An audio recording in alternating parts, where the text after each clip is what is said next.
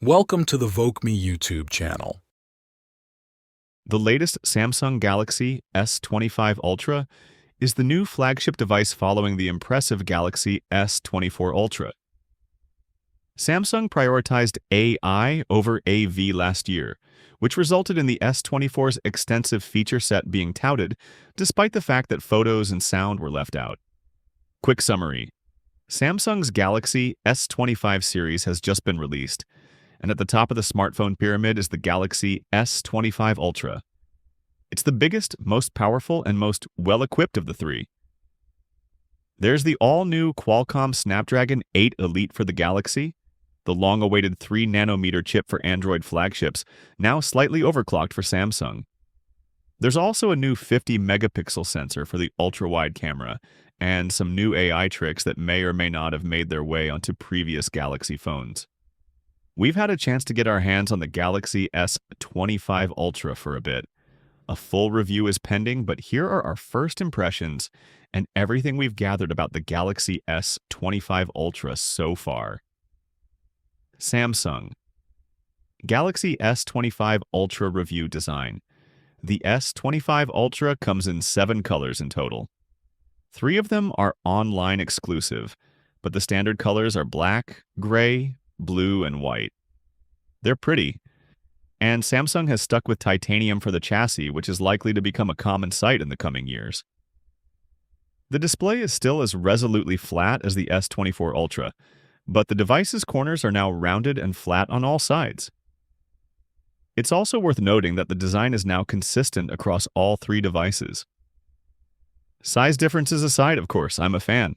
The S25 Ultra feels great in the hand, and in some ways looks more refined than the S24 Ultra.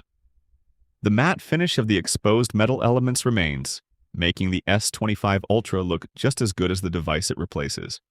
Samsung has also used a new Corning Gorilla Armor 2 glass, which is slightly more durable than the S24 Ultra. The S25 Ultra is, as expected, the thinnest S-series phone ever. It's 15% thinner than the S24 Ultra, with slightly thinner bezels. It's also about 15 grams lighter. The S24 Ultra wasn't exactly fat. I was a huge fan of the S24 Ultra's display, so I'm not sure what else Samsung could have done to improve it this year.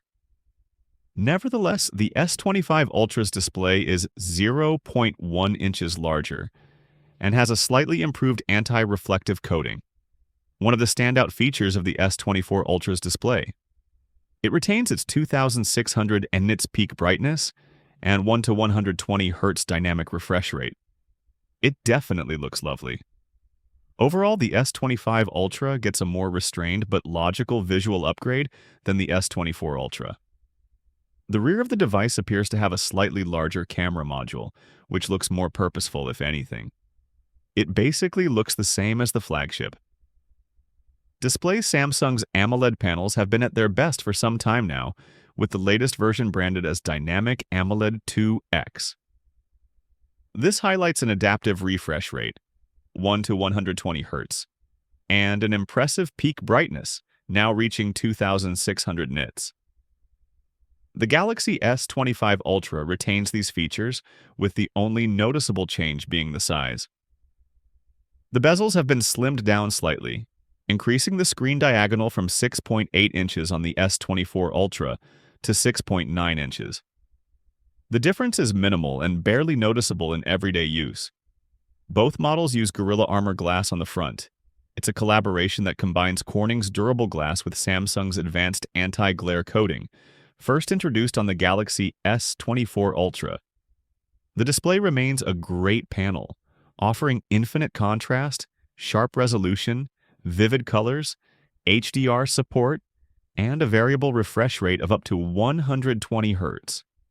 Beneath the screen is the same ultrasonic fingerprint scanner that Samsung has improved over the generations. It's so fast and accurate that you can simply tap the marked area. It also has face unlocking, but it relies solely on the selfie camera, so it's not as secure or widely accepted for banking or payment apps. Camera by 2025, it's become commonplace for smartphone camera systems to be defined by AI.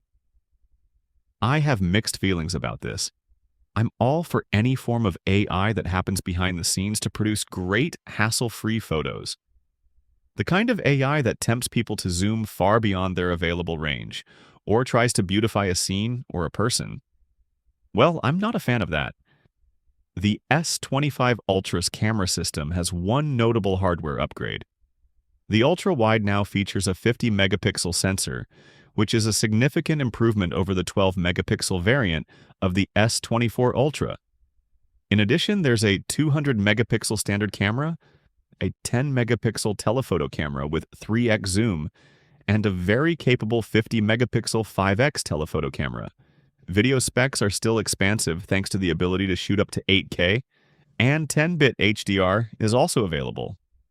Of course, we'll be testing the camera system as much as possible in our full review, but we have high hopes for it since it was so excellent in our S24 Ultra review. Snapdragon 8. Elite processor performance Qualcomm has officially unveiled its latest and fastest chip, the Snapdragon 8 Elite, now built on a 3-nanometer process for more power and improved energy efficiency. This marks the second time in as many years that Qualcomm has rebranded its flagship chip. But who's keeping track now? The Snapdragon 8 Elite powering the Galaxy S25 Ultra comes with "For Galaxy" branding, indicating that it's been slightly overclocked compared to the standard version.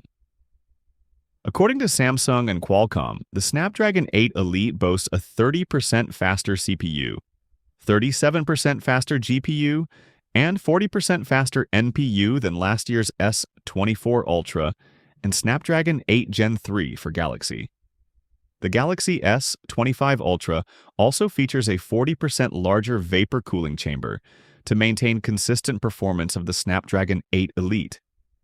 It will be interesting to compare it to the Asus ROG Phone 9 Pro, which excels at thermal management and operates in high-performance X mode without throttling. If all goes as expected, the Galaxy S25 Ultra should outperform the Galaxy S24 Ultra by a significant margin. However, if thermal performance isn't optimized, it could deliver higher peak performance but slow down more quickly due to heat. Time and testing will tell.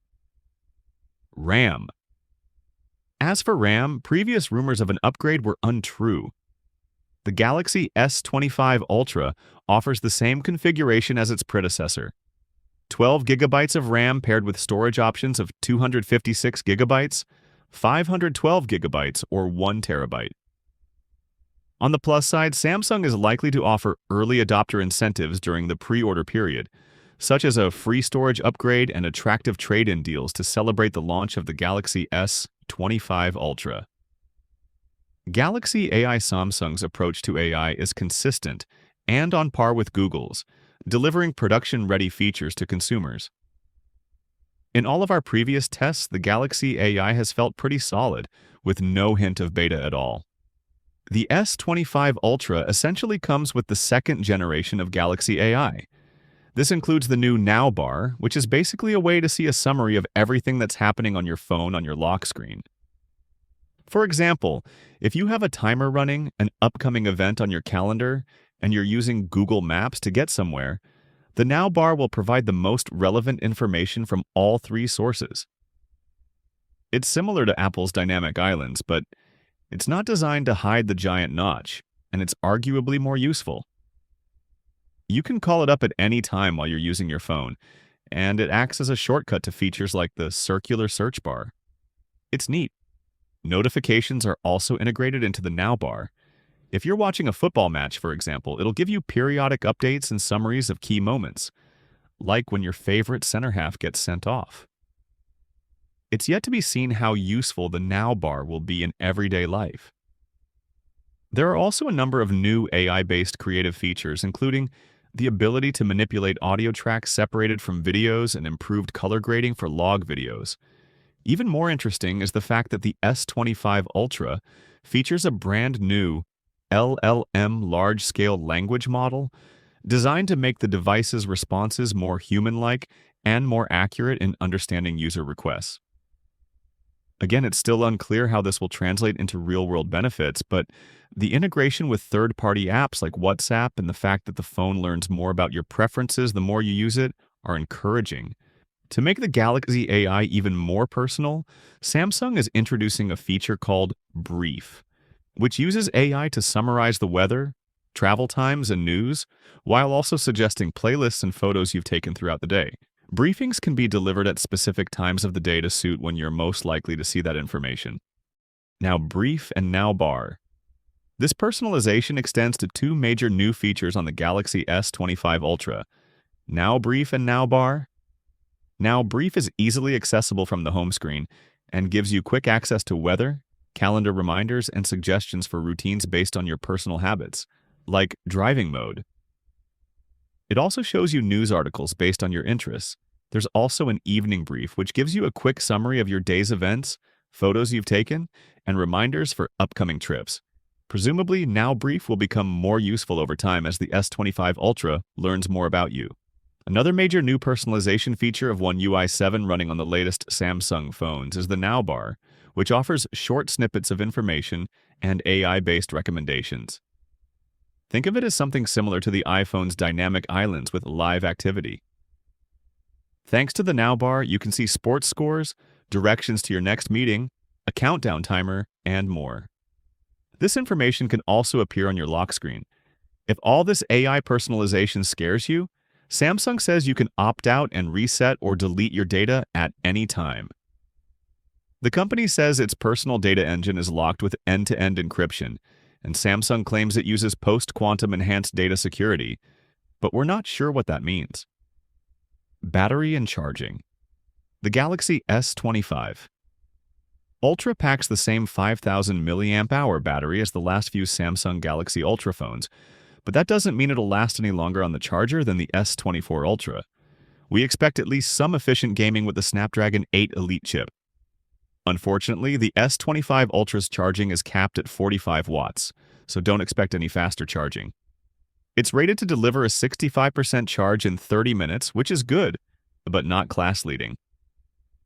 So what about Qi 2.0 charging, which lets you connect this flagship to all sorts of magnetic accessories? The S25 Ultra technically supports it, but you'll need to buy a case that supports the new standard. The phone itself doesn't have magnets. Too bad. Software. The Galaxy S25 Ultra ships with Android 15 and One UI 7. It brings a redesigned user interface, new live notifications reminiscent of the iPhone's dynamic island widget, and some new AI-based features. This includes AI Select, which acts like an enhanced version of Circle to Search, instantly recognizing everything on the screen, and a multimodal brain that lets users chain queries across apps and sources to seamlessly execute tasks within other apps. Interestingly, these features are part of Google's Gemini AI framework, so they'll be coming to the Galaxy S24 series and other recent Android devices as well. There's no mention of Bixby. Has it surrendered to Gemini's invasion? Well, yes. The Galaxy S25 Ultra comes with 6 months of Gemini Advanced for free, along with 2 terabytes of cloud storage. It looks like Samsung's partnership with Google is only getting stronger. The S25 Ultra also upgrades the video editor with an audio eraser feature that cleans up voice audio, much like the audio mix on the iPhone 16 Pro, so you can get studio-quality voices. It's unclear whether this feature will make its way to the Galaxy S24 series, but we're hopeful. With a 7-year software support commitment, the Galaxy S25 Ultra should remain relevant until 2032. It's a good option for those who don't want to upgrade their smartphones too often, as they have a long lifespan. Conclusion. Samsung's latest feature-packed flagship smartphone is a technological marvel, but we'll need to take a closer look to see if it can compete with rivals from Sony and Apple. Since we judge it primarily on picture and sound, we'll be testing the phone using a variety of streaming apps over the next few days to see if Samsung can earn a perfect 5.